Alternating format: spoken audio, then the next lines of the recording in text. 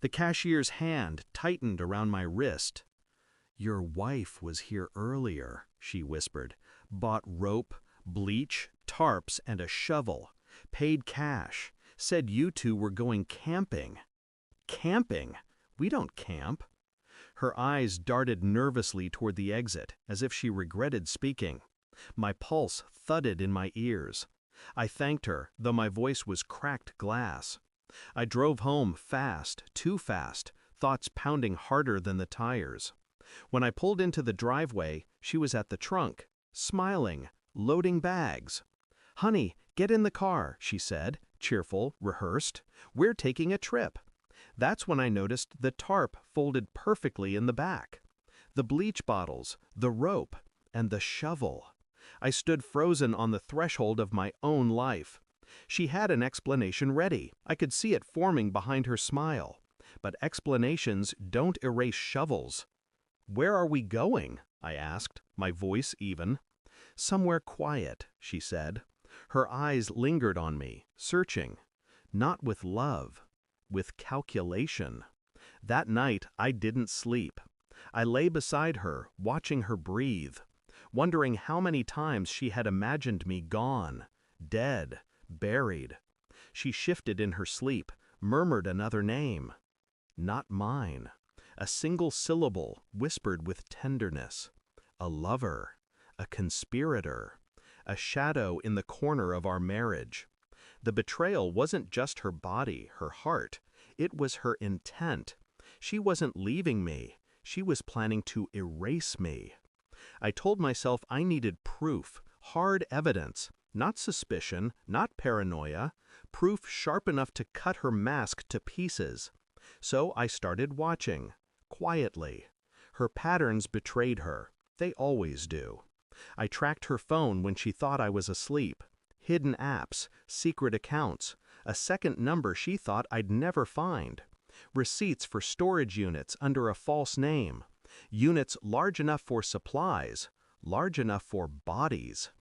I followed her once. She didn't see me. She met him, a man I had never seen before. They didn't kiss. They didn't need to. The way they looked at each other was enough. In the dim lot, he handed her an envelope, thick. She tucked it into her bag and walked away like nothing had happened. Back home, she cooked dinner, humming softly, as if she hadn't just signed my death sentence in a parking lot. I said nothing. My face stayed calm, my voice steady.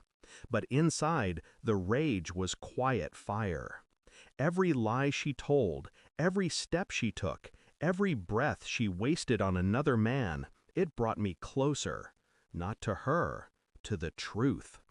The storage unit was colder than I expected. The lock clicked open too easily. Inside, tarps, bleach, more rope, plastic bins stacked neatly, and a folder labeled with my name. Photos, my bank records, my schedule, my medical history. Every detail of my life cataloged like evidence. Plans to disappear me without a trace. And tucked at the bottom, texts printed out. Messages between her and him. They spoke of my life like it was inventory. They spoke of my death like it was inevitable. I didn't feel shock, not even pain, just clarity.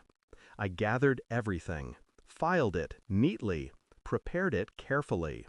When the truth was undeniable, I finally set the stage. At dinner, I placed the folder on the table. Nothing else. She laughed nervously. "What's that?" Her laughter died when she saw her own handwriting, her own texts. She opened the folder, her face drained of color. She whispered my name, pleading, broken. I stayed calm. "You wanted me gone," I said softly. "You wanted me erased." Tears streamed down her face.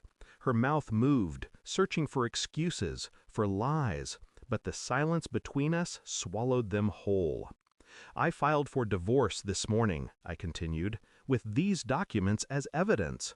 Her hands trembled. "Please, I can explain."